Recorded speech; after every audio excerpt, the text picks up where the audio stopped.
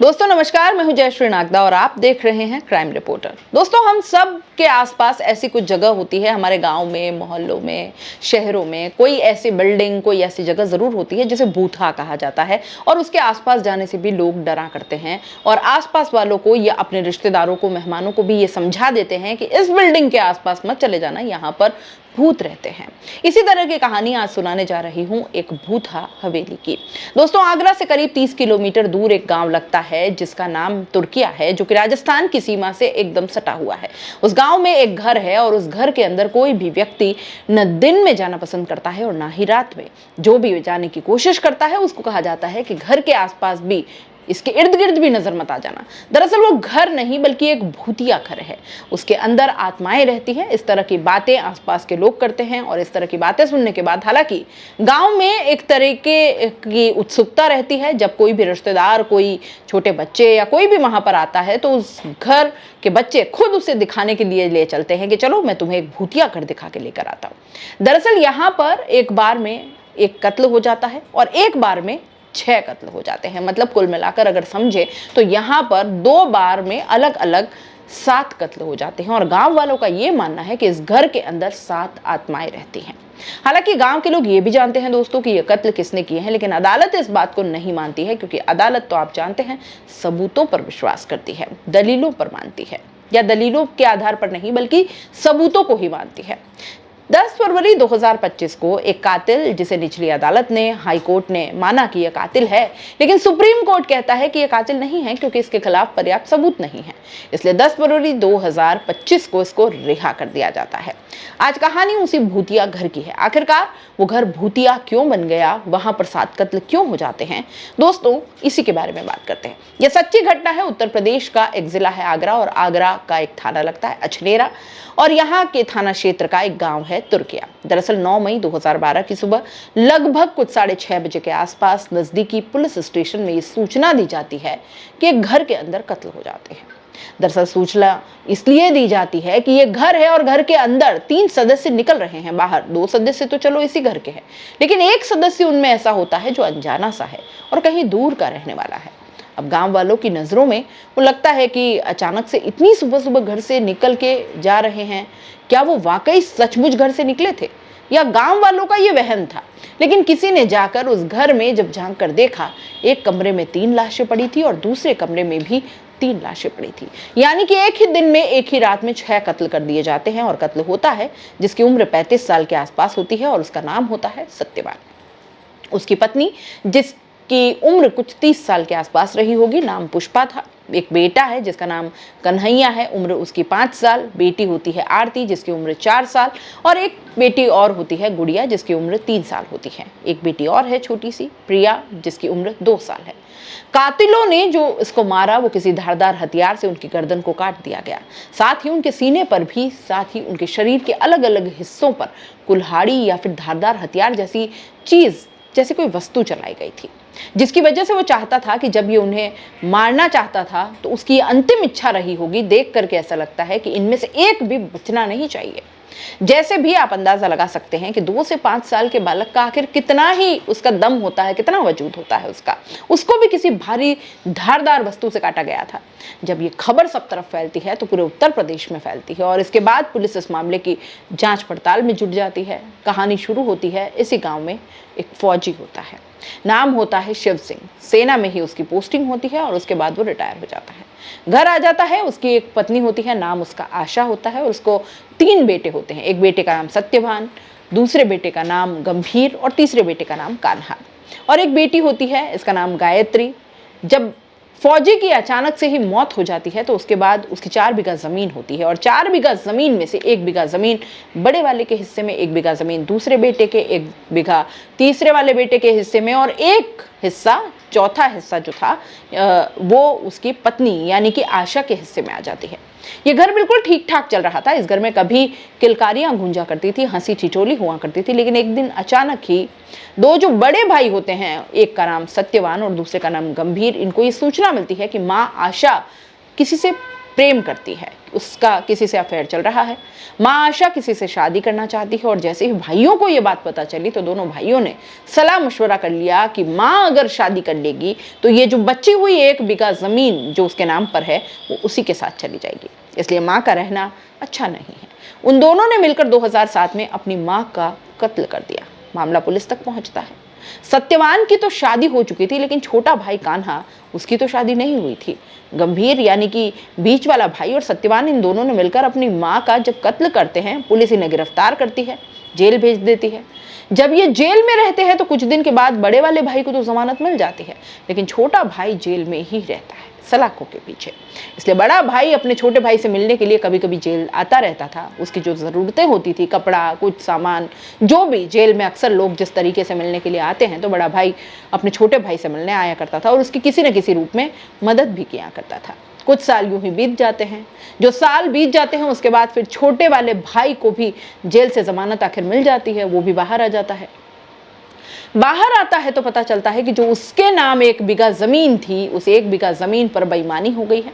यानी कि उसके नाम नहीं बल्कि उसकी माँ वाली जो 1 बीघा जमीन थी, 1 बीघा जमीन तो 3 भाइयों को मिल गई, तीनों को, और जो माँ के नाम पर जो 1 बीघा थी उस जमीन को लेकर वो आपस में बातचीत करते हैं और इस बातचीत में उसे पता चलता है कि वो वाली जमीन बड़े भाई ने अपनी ही पत्नी के नाम करवा दी।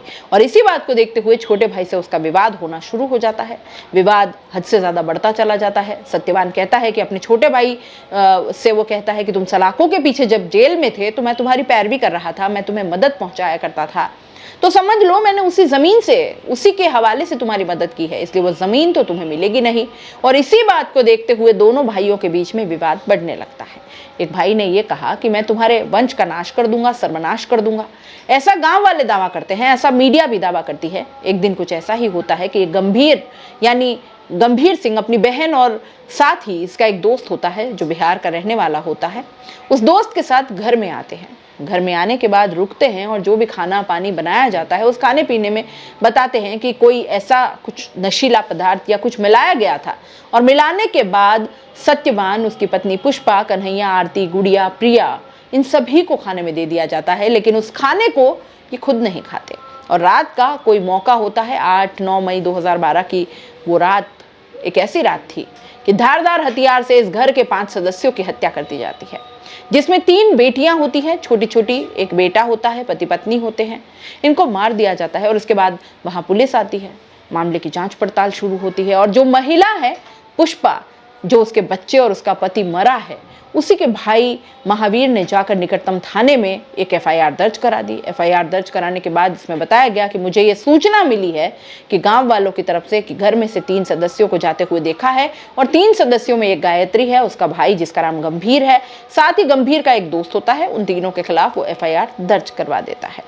पुलिस इस मामले की अब जांच पड़ताल करती है, सबूत जुटाने की कोशिश करती है। जिस चाकू से उन सबको मारा गया था, जिस कुल्हाड़ी से उनको काटा गया था, वो चाकू, कुल्हाड़ी सब कुछ मिल जाती है। घर से कुछ ऐसी वस्तुएं भी चोरी कर ली गई थी, लूट ली गई थी, यानी कि कुछ ज्वेलरी वगैरह थी, वो भी पुलिस बरामद करने का दावा करती है। आखिरकार वो बरामद तो कर ली जाती है, लेकिन बरामद करने के बाद अब मामला अदालत में पहुंचता है, चार्जशीट लगाई जाती है। 20 मार्च 2017 को इसमें जो बहन होती है गायत्री, उसके खिलाफ कोई पर्याप्त सबूत नहीं मिलते। जो दोस्त होता है वो उस वक्त नाबालिग था जब यह हत्याकांड को अंजाम दिया गया था, इसलिए वो जुवेनाइल कोर्ट में मामला चला जाता है और बहन को सबूतों के अभाव में बरी कर दिया जाता है। बहन तो बाहर निकल जाती है, लेकिन कभी वो गांव नहीं जा पाती। जब भी कभी गांव जाने की कोशिश करते थे तो गांव का एक एक घर उसके लिए अपने घर के दरवाजे बंद कर लिया करते थे, और गांव वालों ने ये ऐलान भी कर दिया था आपस में कि कभी भी गायत्री इस घर के अंदर, इस गांव के अंदर कभी कदम न रखने पाए, इसलिए वो कभी गांव नहीं जा पाई। इस बीच में उसका जो सबसे छोटा वाला भाई होता है कान्हा, उसकी भी जो है शादी नहीं हुई थी। जब इस घटनाक्रम को अंजाम दिया गया था, उसने अपनी जमीन को औने पौने दामों में बेचकर वो भी यहाँ से भाग जाता है। अब गांव में उस घर में कोई रहता नहीं था। अब एकमात्र एक व्यक्ति है गंभीर, जो सलाखों के पीछे है। लेकिन 20 मार्च 2017 को निचली अदालत ने इस मामले की सुनवाई की, और सुनवाई करने के बाद दलील सबूतों के आधार पर मद्देनजर रखते हुए अदालत ने उस व्यक्ति को, उस गंभीर सिंह को सजाए मौत का हुक्म सुनाया और कहा कि जब तक ये मर न जाए, तब तक इसकी सांस न थम जाए, तब तक इसको फांसी के फंदे पर लटका के रखा जाए। अब साहब मामला उच्च अदालत यानी कि हाई कोर्ट में पहुंच जाता है। इलाहाबाद हाई कोर्ट में जब मामला पहुंचता है तो वहां इस फैसले को निचली अदालत के फैसले को बरकरार रखा गया और कहा जाता है कि इस व्यक्ति को तब तक फांसी के फंदे पर लटका कर रखा जाए जब तक कि इसके प्राण न निकल जाए। लेकिन कोई भी अपराधी हो वो तब तक अपराधी नहीं माना जाता दोस्तों जब तक कि कोर्ट उसे डिसाइड न कर दे, साबित न कर दे। इसलिए उसके पास अपील करने के रास्ते होते हैं, पहले निचली अदालत, फिर हाई कोर्ट, उसके बाद सुप्रीम कोर्ट। अब गंभीर सिंह के पास एक रास्ता था सुप्रीम कोर्ट जाने का। वो सुप्रीम कोर्ट जाता है और अपील करता है कि साहब उसने तो ये कत्ल किए ही नहीं है, उसको तो फंसाया जा रहा है। जब ये दलील दी जाती है उसके बाद मामला सुप्रीम कोर्ट में जाता है। सुप्रीम कोर्ट में इस मामले की सुनवाई होती है।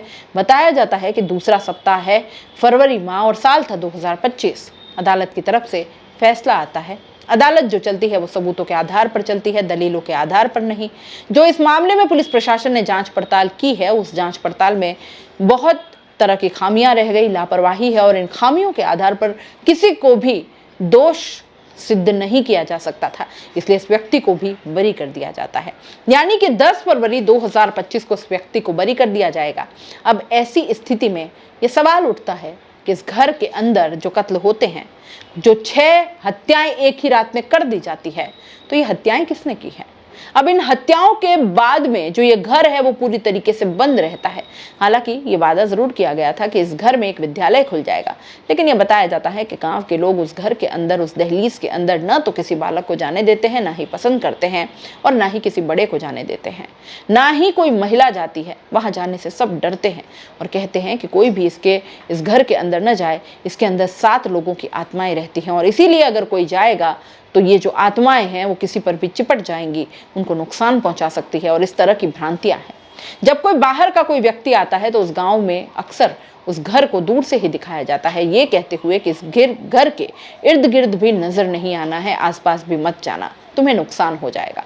पूरा गांव जानता है दोस्तों कि कत्ल किसने किए हैं, लेकिन पुलिस ने अगर ईमानदारी से उतनी ही शिद्दत से काम किया होता तो शायद कातिल कभी सलाखों से बाहर नहीं आ पाता, क्योंकि अदालत कभी दलीलों पर नहीं, सबूतों पर ही चलती है।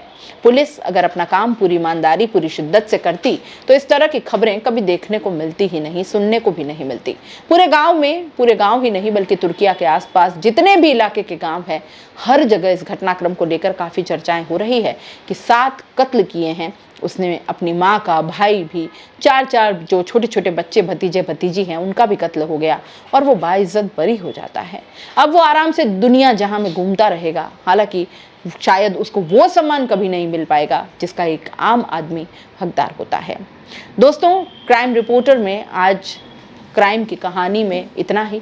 आपको ये कहानी कैसी लगती है ज़रूर बताइएगा। जाते जाते चैनल को लाइक, शेयर और सब्सक्राइब जरूर करते जाइएगा। नमस्कार।